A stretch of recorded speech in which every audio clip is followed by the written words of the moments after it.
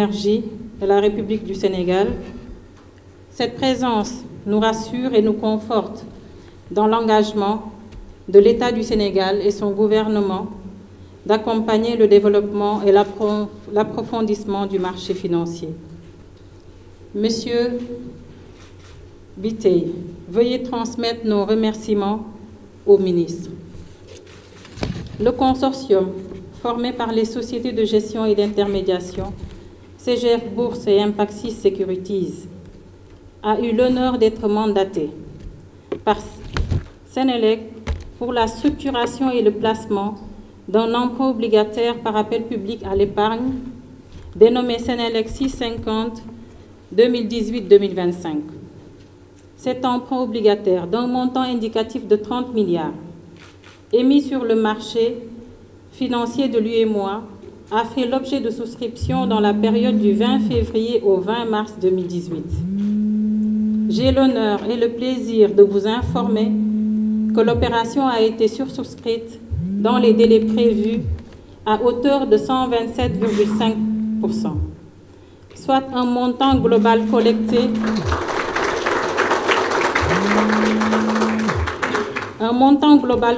de 38 milliards 250 millions pour un montant recherché de 30 milliards. Mon confrère Ababakar Diaw, DG d'Impaxis Securities, reviendra tout à l'heure sur les caractéristiques de l'opération et présentera les résultats du placement. Les ressources levées à travers cet emprunt sont destinées principalement au financement partiel du plan d'action prioritaire 2016-2018 de la Sénélec, première phase du plan stratégique Yessal Sénélec 2020. La particularité de cette opération, qui nous réjouit, est qu'elle a été favorablement accueillie par le marché, sans aucune exigence de garantie de la part des investisseurs.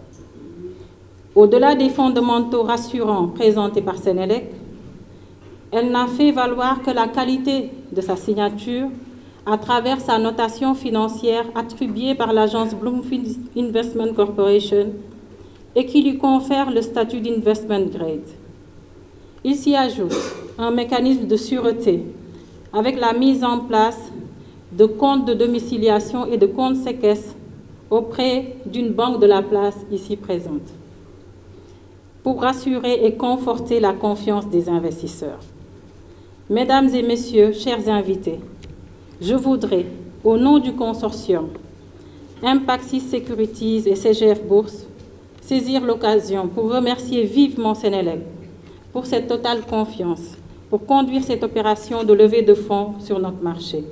C'est la deuxième expérience de Sénélec, sachant qu'en 2003, Sénélec avait déjà émis une opération d'emprunt obligataire de 15 milliards, complètement remboursée en 2008, donc pour une période de 5 ans, sans aucun problème dans le cadre du service financier de l'opération. C'est pour nous l'occasion de remercier en particulier M. Mahamadou Makhtar Cissé, directeur général de Sénélec, qui n'a ménagé aucun effort pour la réussite de cette opération. Monsieur le directeur général, de par votre ambition, aussi bien pour Sénélec que pour le Sénégal, et par votre choix volontariste, vous avez donné encore une fois l'opportunité de démontrer que le marché financier de l'UEMOA offre de réelles opportunités pour lever des ressources longues pour le financement des investissements des entreprises publiques comme privées de notre zone. Nous remercions aussi l'ensemble de vos proches collaborateurs qui ont été particulièrement coopératifs tout le long de la structuration et du placement des titres pour assurer le succès de l'opération. Nos remerciements vont particulièrement à l'équipe qui nous a accompagnés au niveau de Sénélec, Madame Safieti Diallo, conseiller technique, Monsieur Ousmane Sow, conseiller financier, Monsieur Alioune Ibrahima Ba, directeur des finances et de la comptabilité, Monsieur Moustapha Beidiba, coordonnateur des projets du plan d'action prioritaire. Nos remerciements aussi vont à l'endroit de M. Babakar Sow, chef de service communication externe et relations publiques de Sénélec. Nous remercions aussi tous les agents de Senelec, à tous les niveaux, les structures associatives et syndicales qui se sont fortement impliquées et qui se sont appropriées l'opération avec une participation massive. Pour une opération d'emprunt obligataire, nous pouvons témoigner que c'est la première fois que le personnel d'une société participe aussi massivement à une émission obligataire. Nos remerciements vont également à l'endroit du Conseil régional de l'épargne publique et des marchés financiers, qui a approuvé cette opération, confirmant ainsi sa ferme volonté à accompagner les structures qui souhaitent recourir à l'épargne publique pour lever des fonds dans le respect de la réglementation. Mesdames et messieurs, chers invités, il me plaît de rappeler que notre marché financier a payé sur la seule année 2017 des intérêts sur obligations cotés et non cotés pour un montant total de plus de 158 milliards au seul bénéfice des investisseurs, sans compter les dividendes distribués à travers les 45 sociétés cotées sur notre bourse pour un montant de plus de 101 milliards sur la même année 2017. C'est pour